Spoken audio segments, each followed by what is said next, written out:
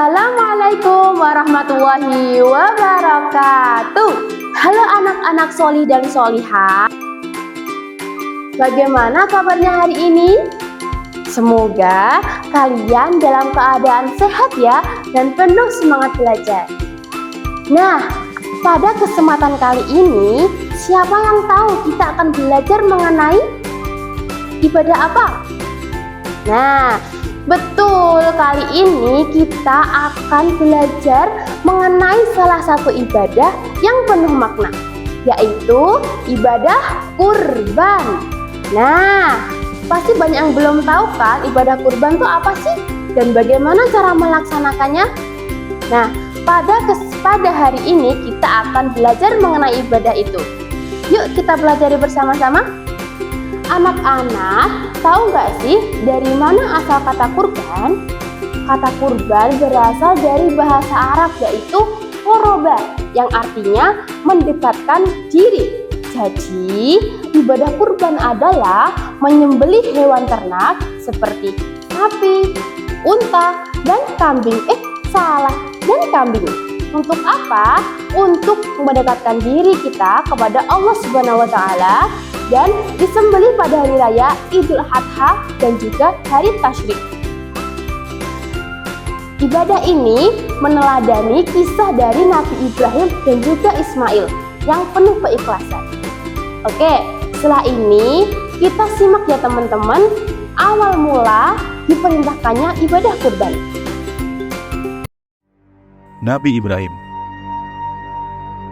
memiliki seorang putra yang sangat dicintainya bernama Ismail.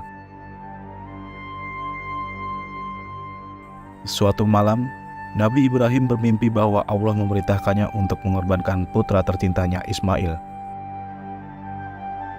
Mimpi ini bukan mimpi biasa. Mimpi itu adalah perintah langsung dari Allah yang harus dipatuhi. Meski hatinya berat, Nabi Ibrahim adalah seorang hamba yang sangat taat. Ia pun menceritakan mimpinya kepada Ismail. Anakku, aku telah bermimpi bahwa Allah memerintahkanku untuk mengorbankanmu. Apa pendapatmu? Mendengar mimpi tersebut adalah perintah dari Allah. Dengan penuh keteguhan hati Ismail menjawab, Ayahku, lakukanlah apa yang diperintahkan kepadamu. Insya Allah, aku akan bersabar dan taat. Nabi Ibrahim pun membawa Ismail ke sebuah tempat yang sepi. Dengan hati yang berat namun penuh keikhlasan, ia mempersiapkan segalanya untuk melaksanakan perintah Allah. Ketika ia hendak mengorbankan putranya, Allah melihat ketulusan dan ketaatan mereka. Tepat saat Nabi Ibrahim mengarahkan pisaunya ke leher Ismail, Allah menggantikan Ismail dengan seekor domba yang besar. Allah berfirman,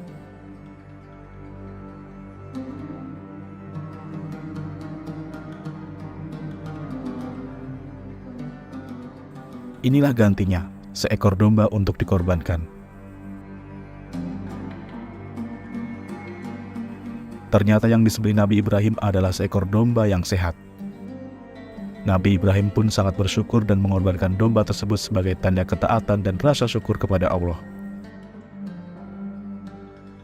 Kisah ini menjadi pengingat akan ketaatan dan keikhlasan kepada Allah. Setiap tahun umat Islam memperingati peristiwa ini dengan melaksanakan ibadah kurban pada pelaksanaan Hari Raya Idul Adha di tanggal 10 Zulhijjah. Setelah melihat kisah tadi ya teman-teman, sekarang coba pikirkan, kalau kita diberi kesempatan untuk berkurban, hewan apa sih yang kalian pilih dan kenapa? Tolong jelaskan ya teman-teman. Sekarang kita pelajari dasar hukumnya. Allah berfirman dalam surah Al-Kautsar ayat 2 yang berbunyi, A'udzu billahi minasyaitonir rajim. Bismillahirrahmanirrahim. Fasholli lirabbika wanhar. Yang artinya, maka dirikanlah sholat karena Tuhanmu dan berkurbanlah.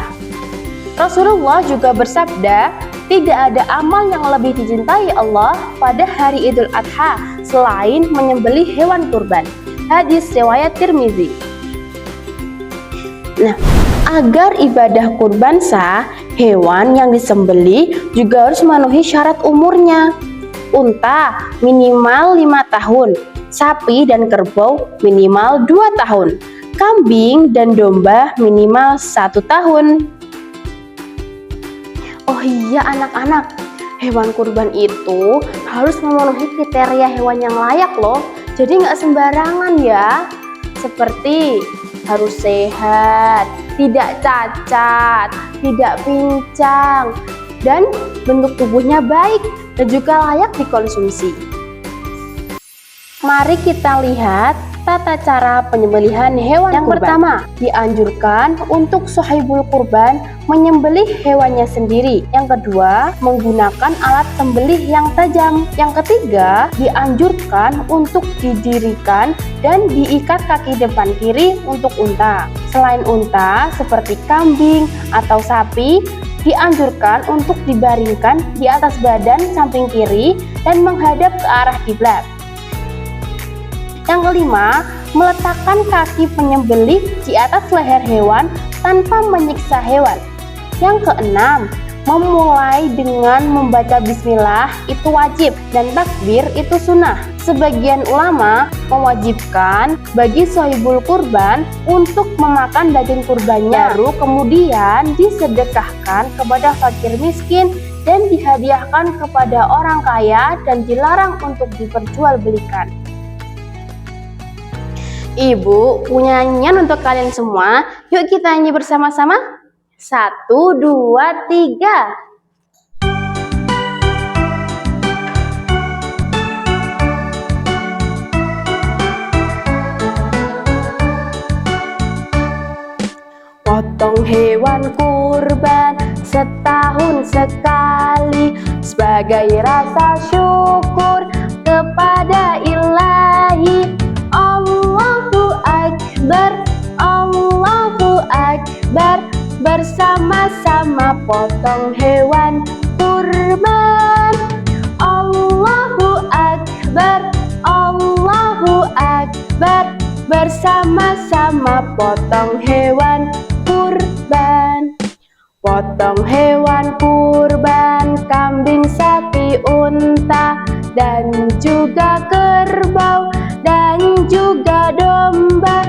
Beri sedekah, fakir miskin du'afa, enak dagingnya, nikmat rasanya.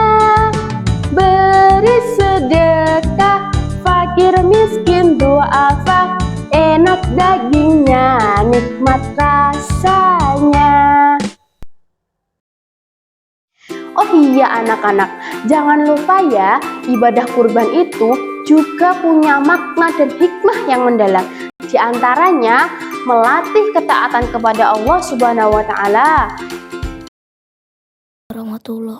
Assalamualaikum warahmatullahi wabarakatuh. Astagfirullah wa atubu ilaih. Astagfirullah wa atubu ilaih. Astagfirullah wa atubu ilaih. Allahumma antas salam wa minkas salam. Belum doa. Tabarakta ya zal jalali wal ikram.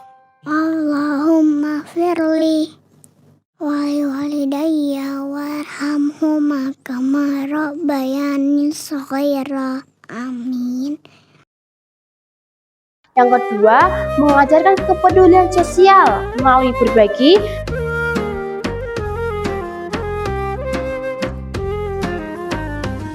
Dan yang terakhir yaitu menumbuhkan rasa syukur dan kesadaran bahwa harta hanyalah titipan. Semua berapa ya? 8. Nah, kejap ya. Tak apa, baki simpan. Alhamdulillah. Semoga murah rezeki nak. Alhamdulillah, hari ini kita sudah belajar tentang makna dan hikmah dari ibadah kurban. Kita bisa tahu bagaimana cara melaksanakannya, hewan-hewannya apa aja, umur-umurnya berapa aja, dan kita juga sudah tahu awal mula diperintahkannya ibadah kurban, teman-teman. Nah, kurban itu juga mengajarkan kita untuk apa? Untuk ikhlas, untuk taat, dan juga peduli terhadap sesama. Oke, sekarang tugas kalian adalah tulislah refleksi di buku, yaitu nilai apa yang kalian rasakan dari ibadah kurban dan bagaimana kalian menerapkannya dalam kehidupan sehari-hari. Tuh, tolong dijawab dan ditulis ya teman-teman. Semoga pelajaran kali ini bisa membuat kita semakin dekat kepada Allah Subhanahu wa taala dan semakin peduli terhadap sesama. Wassalamualaikum warahmatullahi wabarakatuh.